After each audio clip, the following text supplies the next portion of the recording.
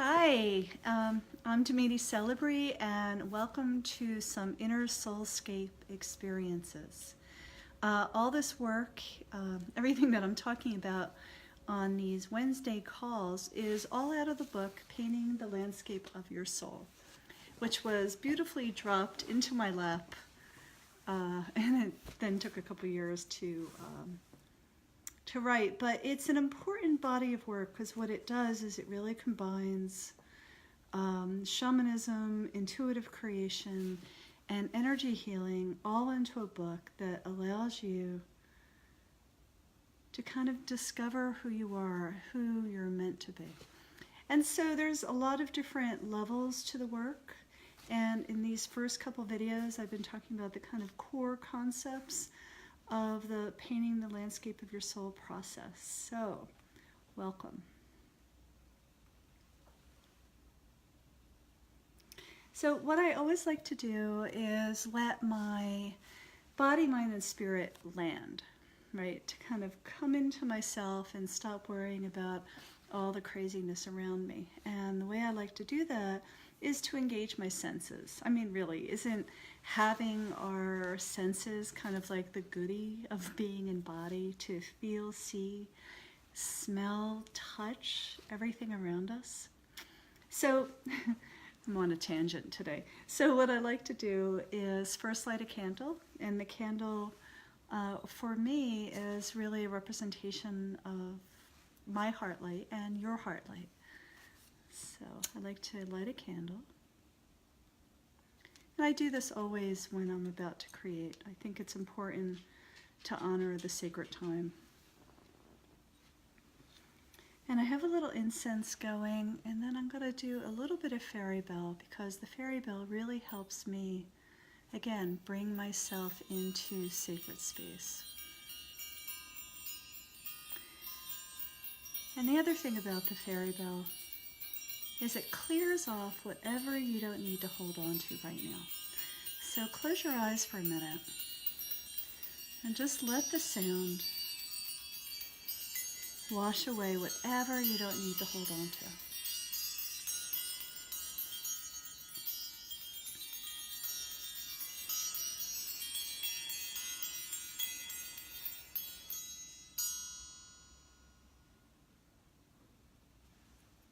Beautiful. And so I like to remind you that you're always welcome to ask questions after this podcast is, or this Facebook Live is finished.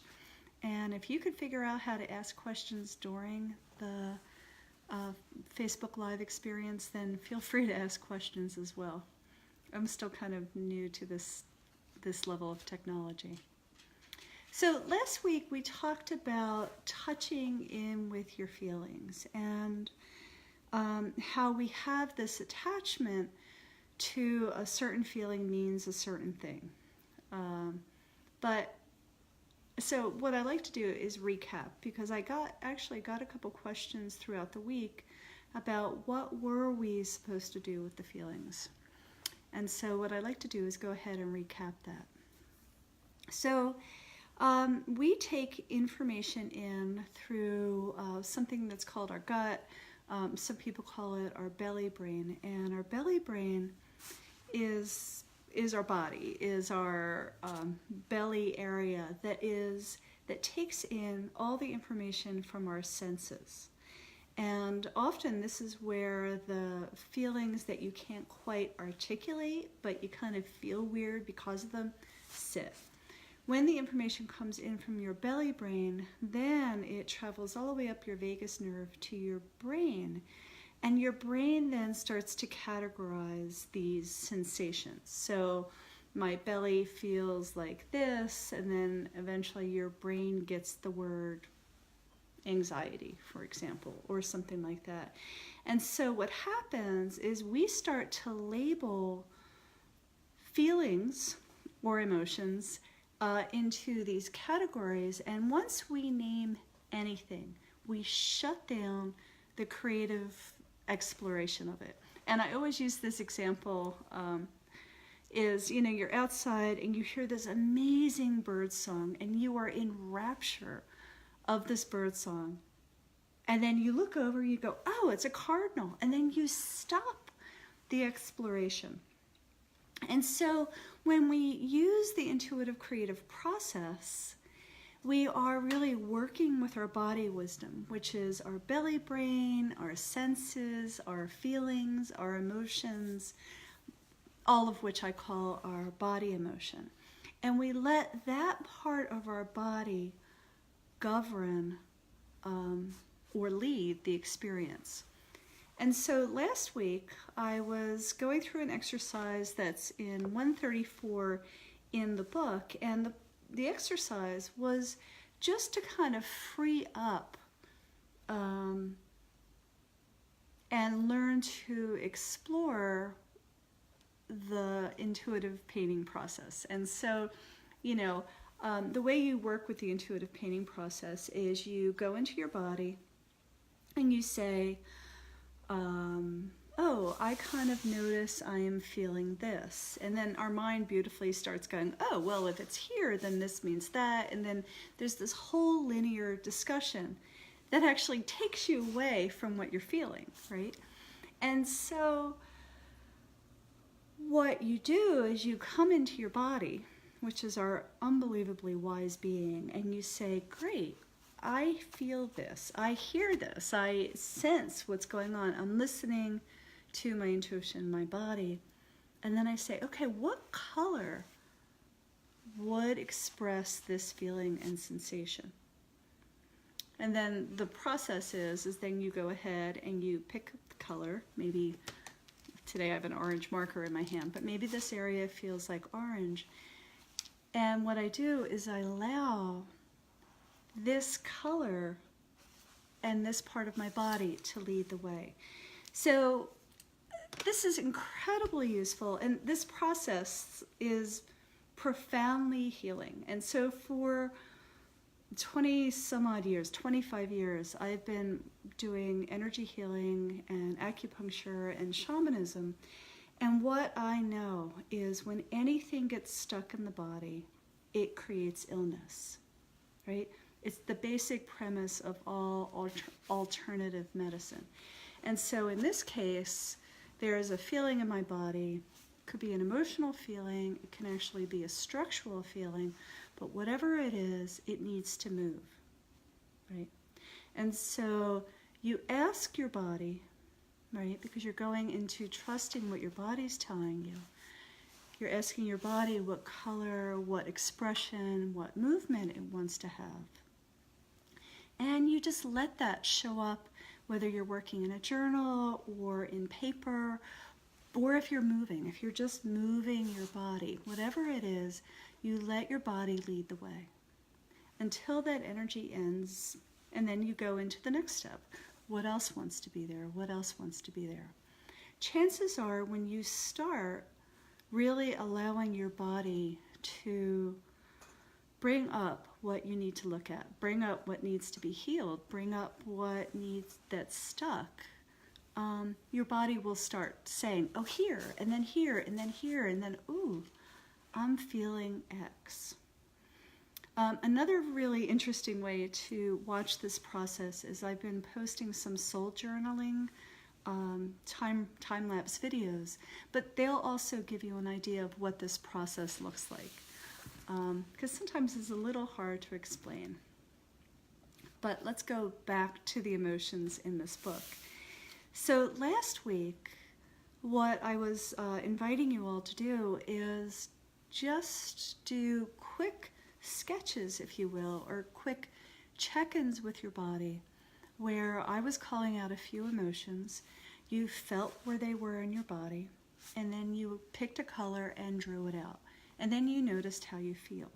So this process, the painting the landscape of your soul process, is really always going back to your internal, ever-wise being body and asking it to lead the way. Because the truth is, our minds are incredible, they do amazing things, but sometimes emotions or limiting beliefs can get in the way, and they can stop us from exploration and stop us from growing because we get caught in a linear story. We get caught in, if I do this, this, and this means this.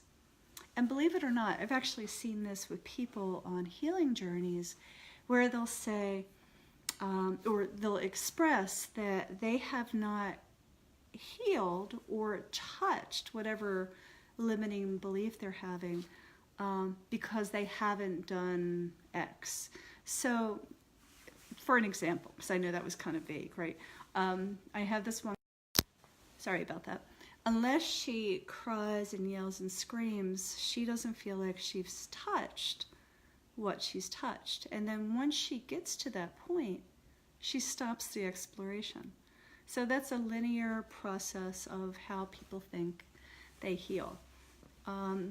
But if you keep going back to your body and you keep going back to your feelings and your emotions, and just follow the process. I say one brush stroke at a time or one pencil mark at a time, one moment at a time.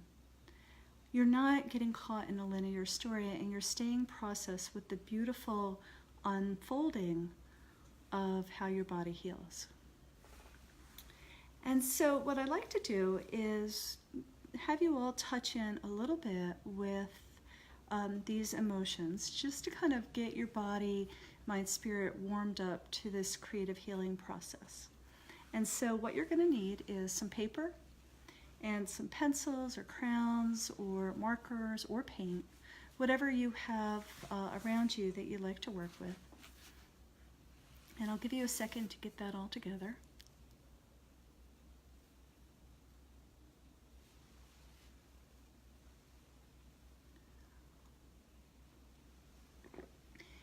And then the very first and most important process is to fully come into your body. So you've been hearing me chat on for a little while, and perhaps your mind's going around. But what's important about this process is because it's a body-centered process, you have to come into your body. And so what I like you to do, or invite you to do, is close your eyes. And just invite your breath to come into your body.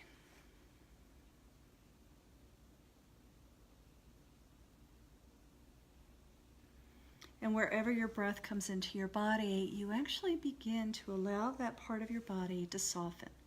And mind you, your breath doesn't have to go all the way down into your belly or down to your feet or any of that right now. Just be gentle and loving and kind to yourself and allow your breath to come into your body. And as that breath comes in, you begin to soften and relax.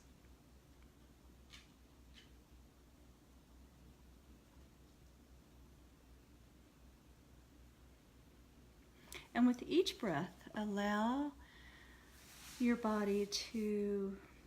attention to go deeper and deeper into your body, so that at some point you are really breathing into your belly, breathing into your hips, and all the way down to the bottom of your feet.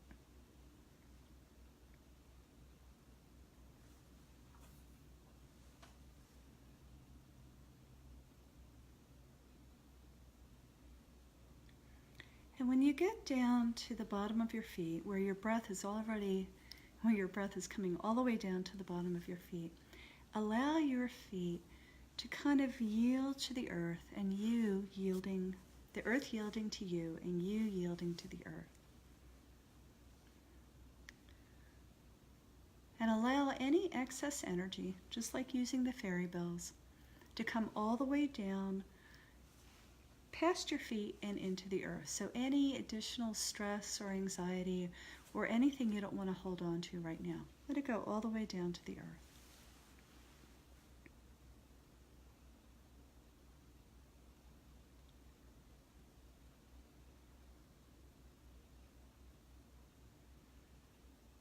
So what I'll do now is I'm going to name an emotion, and what I like you to do is feel where that emotion is in your body. And remember, none of this has to make sense.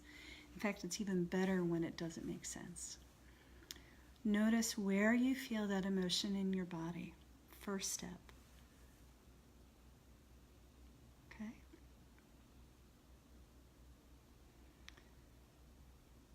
So the first feeling I would like you to touch base with is openness. Where do you feel openness in your body, or lack of openness in your body?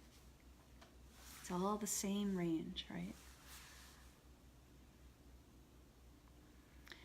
Now, when you feel that in your body, try not to get attached to the why or the story.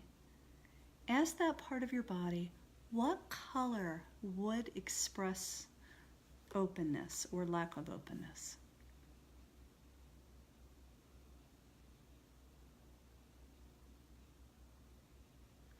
And when you have that color, go to your paper and allow your body and that feeling to express that sensation of openness or not emotion, or of openness or non-openness. And just keep feeling and moving with color. Don't worry about what the color means or what the shape is. Just allow your body to express what it wants to express. Let it unblock what needs to be unblocked.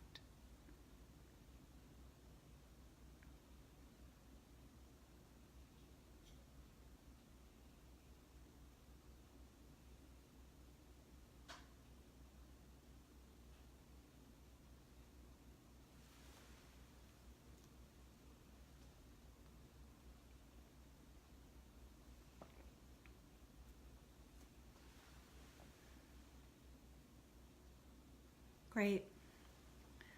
So the next emotion or feeling that I'm going to bring up, and that I'm going to invite you to be with, is regret. So notice immediately where regret lands in your body. Notice how quickly you want to attach a story to that, but stay with the body. The more you work with the body, wisdom, and the many layers of the body, the more the many layers of what's in the way will clear. So what color is regret? What color would express regret?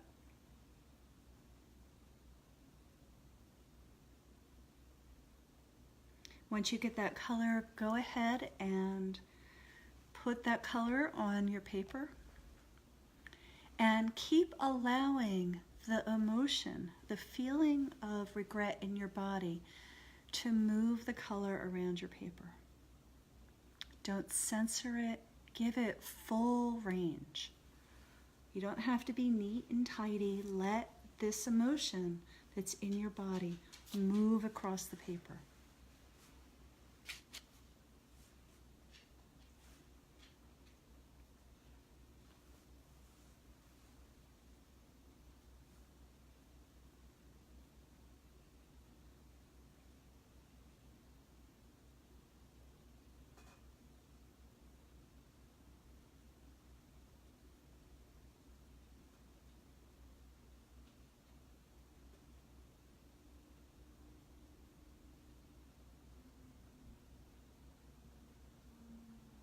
Great.